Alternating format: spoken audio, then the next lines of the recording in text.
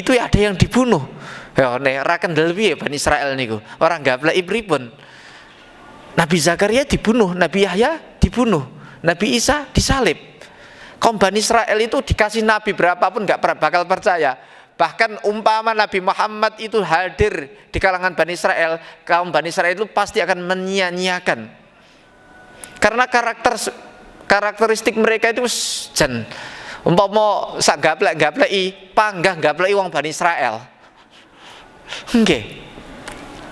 Makanya kita itu nggak usah terlalu percaya dengan propaganda mereka. Mereka mengatakan mereka akan mendamaikan dunia lah wis toh.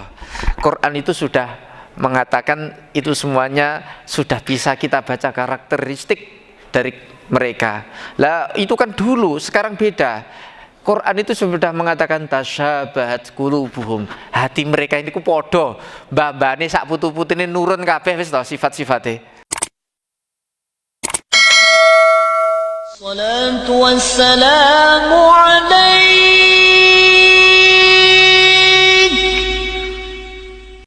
ya imam al-mujahidin.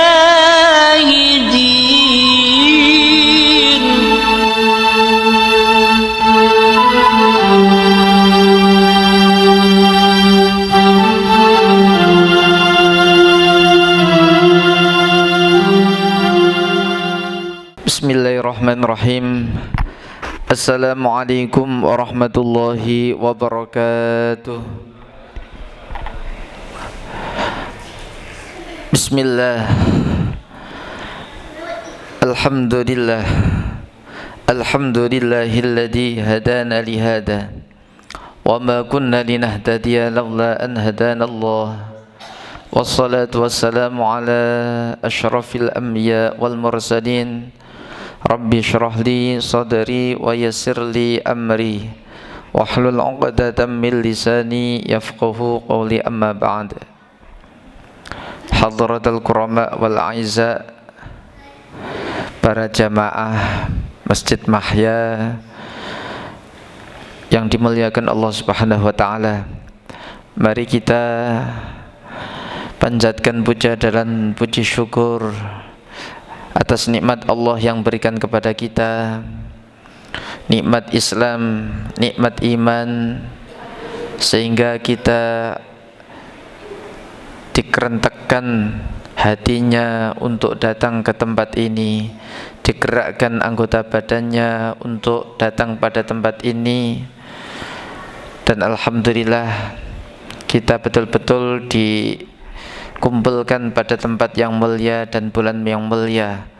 Semoga kemuliaan pada sore hari ini, yang terkumpul pada sore hari ini, menjadikan mulia pada diri kita semuanya, mulia dunia akhirat. Allahumma amin ya rabbal alamin. Kedua kalinya salawat serta salam semoga tercurahkan kepada junjungan kita Nabi Agung, Nabi besar Muhammad sallallahu alaihi wasallam, Nabi yang kita harapkan syafaatnya min yaumina hadza ila yaumil qiyamah. Hadirin hadirat yang dimuliakan Allah Subhanahu wa taala, meneruskan kajian tafsir tentang surat Ali Imran. Sekali lagi, keluarga Sayyid Imran itu merupakan keluarga percontohan yang betul-betul disebutkan dalam Al-Quran. Tidak hanya disebutkan dalam Al-Quran, tetapi dijadikan menjadi satu surah, sehingga kita semuanya bisa mendapatkan ibrah, pelajaran penting pada kisah yang ada dalam surat Ali Imran. Ketika Nabi Zakaria didatangi oleh malaikat dan Nabi Zakaria berdoa dan dikasih tahu bahwasanya nanti akan punya anak laki-laki, padahal usia beliau sudah berumur 120 tahun. Itu adalah suatu muhal atau mustahil. Tapi mustahilnya tidak secara aklan atau secara akal, tetapi mustahilnya secara adat. Mustahil itu ada dua. Mustahil secara kebiasaan dan mustahil secara adat. Mustahil secara kebiasaan dan mustahil secara akal. Mustahil secara akal, contoh, bumi ini terbuat dengan sendirinya tanpa ada yang menciptakan. Itu mustahil atau tidak? Mustahil. Mustahil secara akal. Karena apa? Gak mungkin sesuatu ini tidak ada yang membuat. Meja ini ada sendirinya tanpa ada yang membuat. Itu mustahil atau tidak? Mustahil. Mustahil secara apa? Akal. Beda mustahil secara adat, kebiasaan. Orang usia 80, usia berapa Bu? Monopause itu berapa Bu biasanya? Maaf, 50. Ya 50. Ini istrinya Nabi Zakaria usia 89 punya anak. Itu mustahil secara akal atau mustahil secara kebiasaan? Kebiasaan. Orang biasa nih usia 90 tahun kok punya anak, itu kan nggak biasa toh. Coba di dunia itu mungkin yang ada itu cuma istrinya Nabiullah Zakaria saja. Untuk orang-orang lain usia 50 yang punya anak itu masih ada atau enggak Bu? Masih ada? Enggak ada. Sudah enggak, ya 50 tahun saja itu sudah tidak biasa, apalagi 90 tahun. Itu mustahil secara adat atau secara kebiasaan. Sehingga terusannya ayat bagaimana? Qala rabbi anna yakunu li gulamu wa qad balaghani kibar wa imraati akhir. Qala rabbi anna, ya Allah, bagaimana mungkin saya bisa punya anak? Nah, bagaimana mungkin itu adalah kalimat ta'ajub. Ada ta'ajub itu kalimat gumun. Kalau kita tidak gumun itu kalimat ya juga senang. Kalau jenengan dapat hadiah mobil, undian mobil, terus jenengan itu, masa saya dapat mobil? Kata-kata mana mungkin saya dapat mobil, atau masa saya dapat mobil, itu kata apa? Mungkin senang, yang kedua adalah mungkin gumun. Ya Allah, gumun aku oleh mobil. Seperti itu toh mungkin. Nabi Zakaria ketika 120 tahun dan dia dikasih kabar oleh malaikat bahwasannya Nabi Zakaria akan punya anak. Takjub Nabi Zakaria. Mana mungkin saya itu punya anak? Usia saya 120 tahun. Qala rabbi anna yakunu li gulam wa qad balaghani kibar. Apa Mas Rudi mungkin ibu-ibunya di depan bisa enggak atau cuma situ saja? Ya terserah, monggo diatur. Qala rabbi anna yakunu li gulam wa qad balaghani kibar. Wa qad balaghani lan teman-teman teko ing ingsun apa al-kibar. Al-kibar tua itu ternyata datang kepada kita. Kita itu menuju tua atau tua mendatangi kita? Saya tanya, bapak-bapak, ibu-ibu, tua itu mendatangi kita atau kita mendatangi ketuaan? Tua mendatangi kita ternyata. Artinya apa? Gelem ora gelem awake dhewe niku mesti tua. Kalau kita itu datang kepada tua, wis balik wae lah. Pengen cek 6 kabeh atau di sini? Iya. Pengen balik lagi. Ternyata tua itu kita itu mendatanginya. Tua itu mendatangi kita. Artinya apa? Tidak ada yang menolak tua, itu enggak ada. Katanya kalau ibu-ibu senam statusnya mesti apa? Usia itu cuma angka. Apa? Statusnya apa? Status di WA-nya usia itu cuma angka. Masalah kesegaran, kebugaran adalah ibu-ibu lebih paham itu. Tua itu ternyata mendatangi kita, artinya kita itu tidak bisa mengelak. Tapi coba dalam masalah usia, dalam Al-Quran itu juga disebutkan hatta idza balagha asyuddahu wa balagha arba'ina sanah. Sehingga orang itu mencapai usia kematangan. Ternyata usia matang, kedewasaan itu kita yang menghampirinya. Kalau jenengan sudah tua, nggak terlalu dewasa, nggak matang, itu wajar. Karena kedewasaan, kematangan itu siapa yang mendatangi? Kita. Bingung napa mboten? Kalau tua, sifat tua itu ketuaan, sifat tua itu adalah yang mendatangi kita. Tetapi untuk kematangan, kedewasaan yang mendatangi siapa? Kita. Makanya bapak-bapak, ada mbah-mbah, mungkin maaf, bapak-bapak atau ibu-ibu kok cek pecicilan, itu kurang mateng itu nggih. Karena mungkin jenengan itu tidak mempersiapkan untuk menjadi matang. Karena kita yang mendatangi kematangan. Kalau tua, sifat ketuaan itu yang mendatangi kita. Semuanya pasti akan tua, tapi untuk menuju dewasa dan kematangan semuanya orang tidak akan pernah bisa, kecuali memang punya niatan untuk menjadi dewasa dan menjadi matang. Jadi bedanya matang dan tua itu ada. Dalam Quran disebutkan hatta idza balagha asyuddahu wa balagha arba'ina sanah. Wa imraati aqir, dan istri saya sudah aqir, sudah gabuk, monopos. Apa mungkin saya itu punya anak?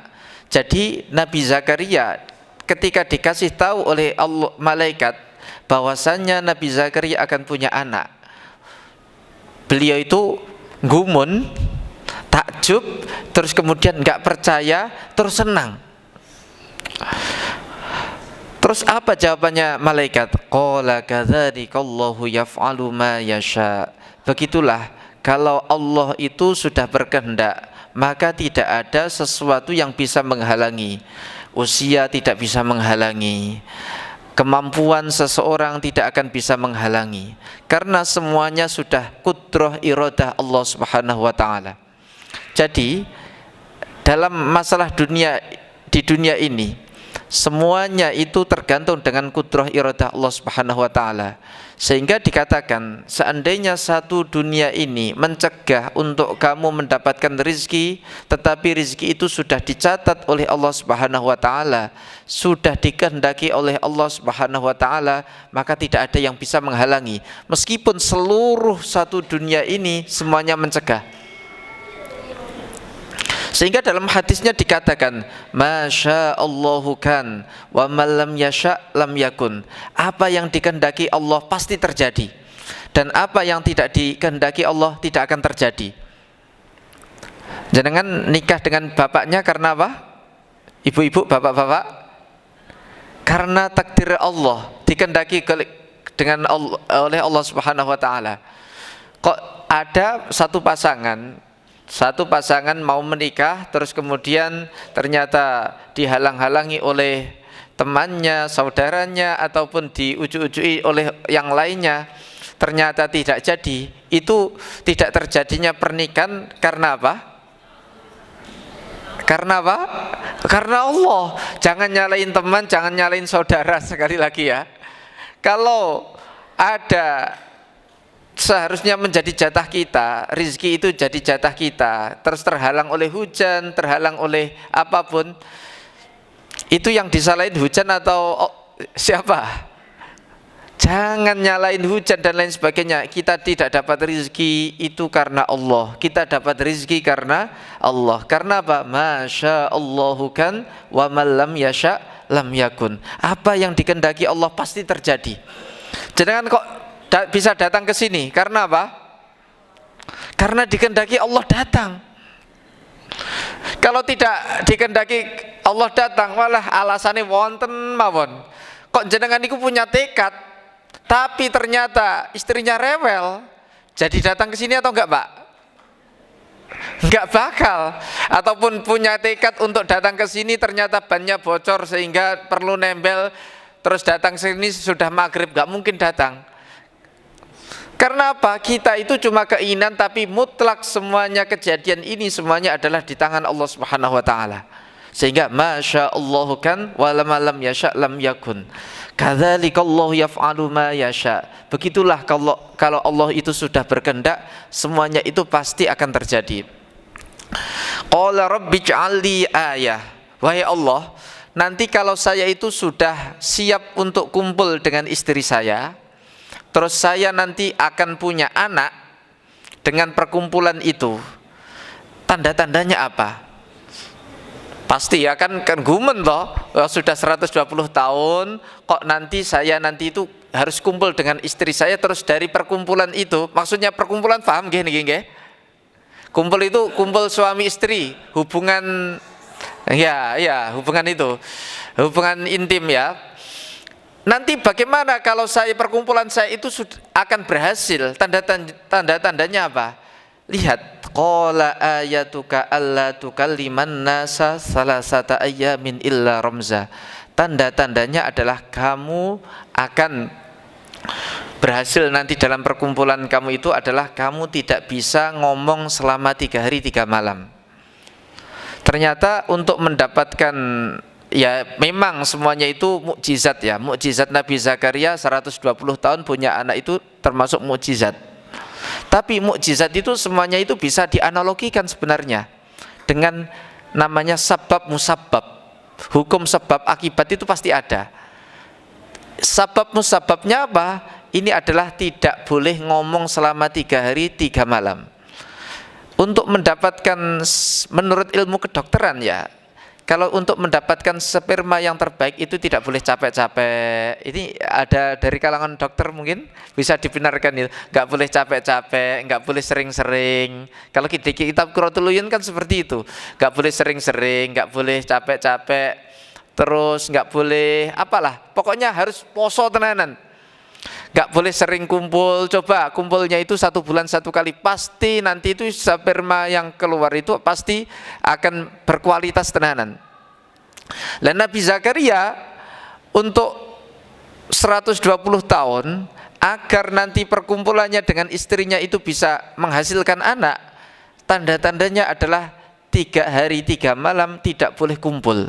Ini mungkin bisa dicoba untuk orang-orang mungkin dari bapak-bapak, ibu-ibu atau saudaranya yang mungkin bisa, yang belum punya anak, yang belum bisa punya anak. Coba trik dari surat Ali Imran itu apa? Tidak boleh capek-capek. Ya Allah tu kalimana salah sata ayamin illa ramza itu adalah tidak boleh capek-capek.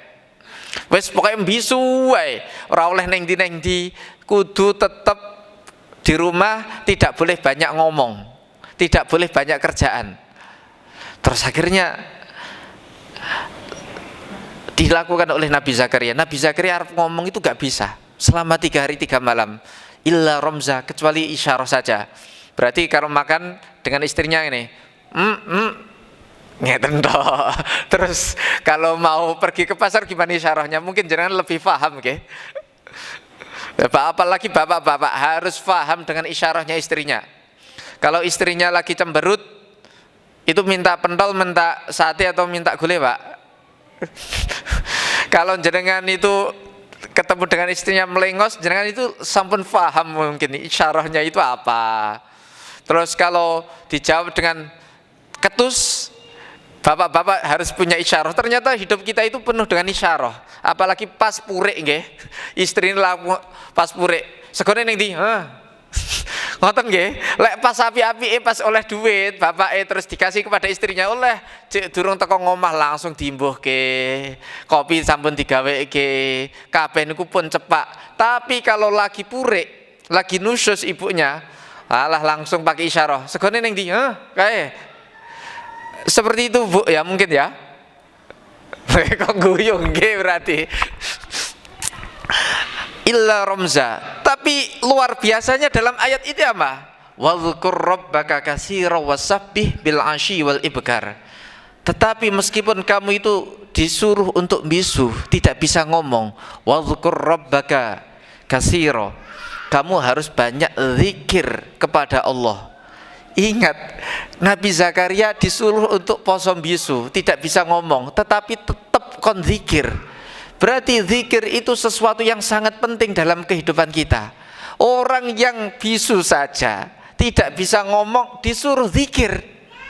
Apalagi kita itu yang suaranya lantang, yang kalau azan itu banter, apalagi kalau teriak-teriak itu keras sekali.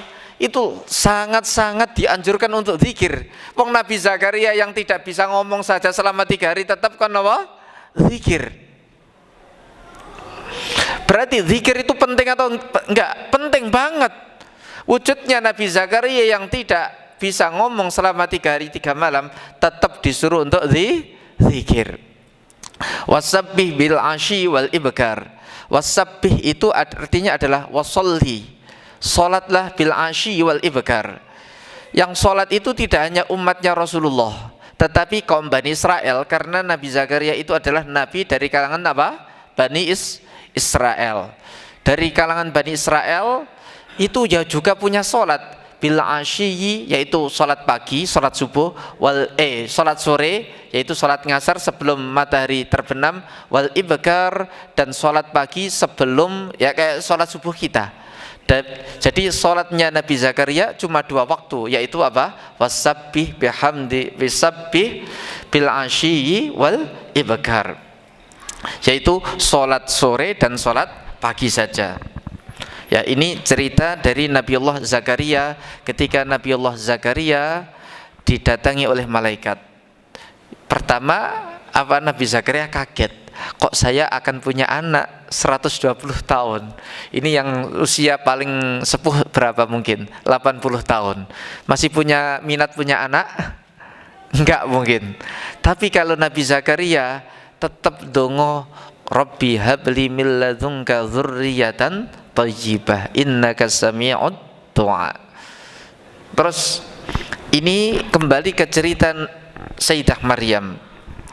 Wa idh qalatil malaikatu ya Maryamu innallaha astafaki wa tahharaki wastafaki ala nisa'il alamin.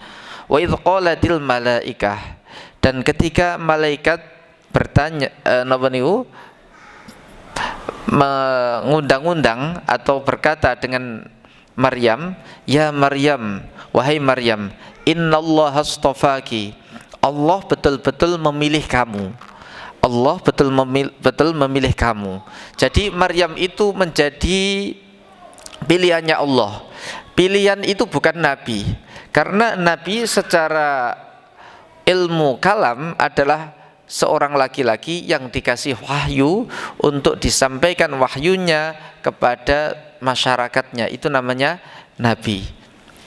Kalau perempuan itu nggak bisa jadi nabi, karena apa? Perempuan punya sifat kekurangan. Jajal nabi kok gupuh, sing gupuh niku lanang tiang jalan apa tiang setri? Apa padha wae kabeh?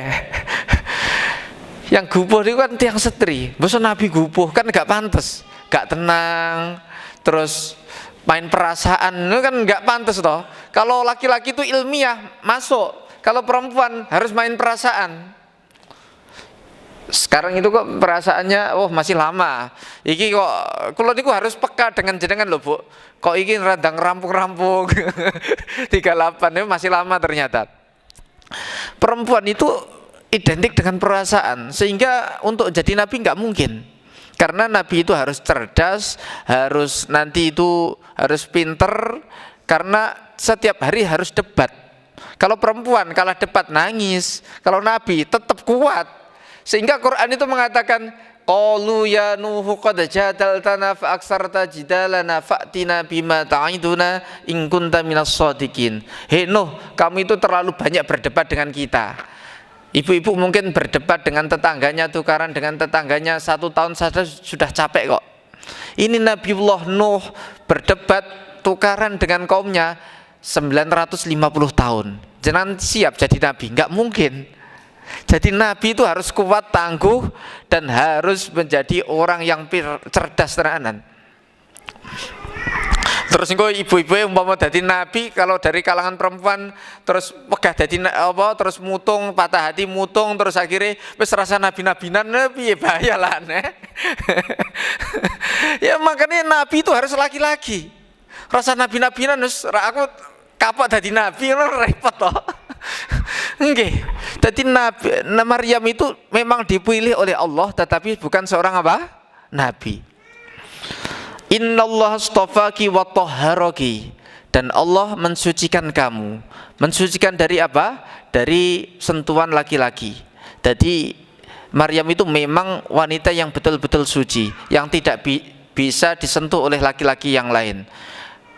Kita lihat dalam Quran itu ternyata wanita yang baik, wanita yang dinikahi itu yang baik itu bagaimana? Sebagaimana dalam surat Ar-Rahman ketika mensifati bidadari apa? Wa hurun 'ain ka'amsalil lu'lu'il maknun. Napa niku? Yang mereka itu dipingit terus di dalam rumahnya, yang tidak pernah keluar, belum pernah disentuh oleh laki-laki yang lain. Itu wanita idaman itu seperti itu. Lah Maryam itu sebagaimana wanita idaman, yaitu watahharoki, dan disucikan dari tidak pernah disentuh oleh orang lain. Watahharoki ala nisa'il alamin, wastafaki ala nisa'il alamin, dan Allah memilih Maryam. Kata-kata istafaki itu disebutkan 2 kali. Pertama, innallaha astafaki wa tahharaki wastafaki, disebutkan 2 kali. Berarti pilihannya Allah kepada Maryam itu bukan hanya pilihan-pilihan sembarangan, tetapi betul-betul pilihan yang khusus. Karena apa? Karena nanti Maryam akan dikasih suatu anak yang menjadi nabi, dan prosesnya itu luar biasa tanpa seorang bapak.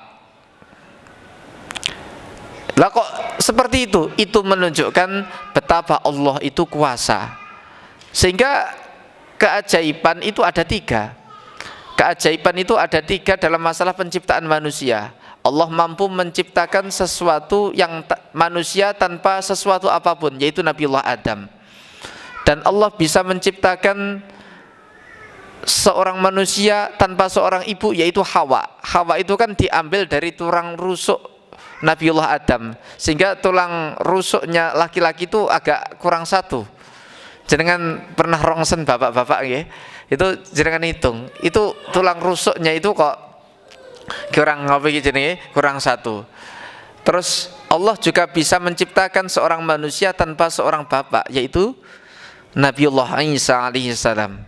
Sehingga di sini dikatakan innallaha astafaki wa tahharaki wastafaki ala nisa'il alamin, dan dipilih ala nisa'il alamin, melebihi dari wanita-wanita yang ada di alam semesta pada zamannya itu.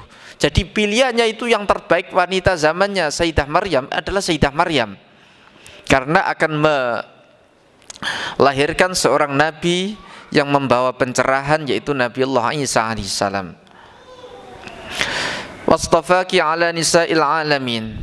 Terus ketika Allah itu sudah memilih Maryam, bagaimana perintah Allah? Ya Maryam uqnuti li rabbiki, wahai Maryam uqnuti li rabbiki, manut wae sesuai dengan perintahnya Allah. Karena ketika Maryam itu mengandung, Maryam itu stres berat, Bu. Biasa, stres berat itu manusiawi. Karena apa? Tiba-tiba ketika malaikat Jibril datang mendatangi Sayyidah Maryam, sebul gulan-gulanane, bajune niku disebul, tiba-tiba hamil. Ada yang mengatakan hamilnya mulai pagi, siang melahirkan.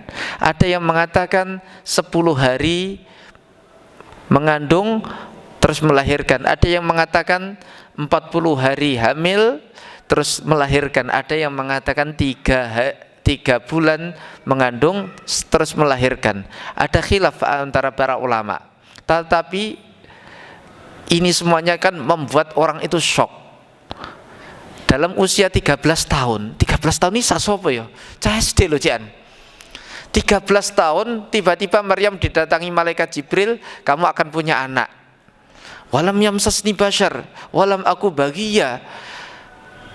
Saya mana mungkin punya anak, wong saya itu tidak pernah zina, tidak pernah punya suami. Wis to, manut karo Gusti Allah.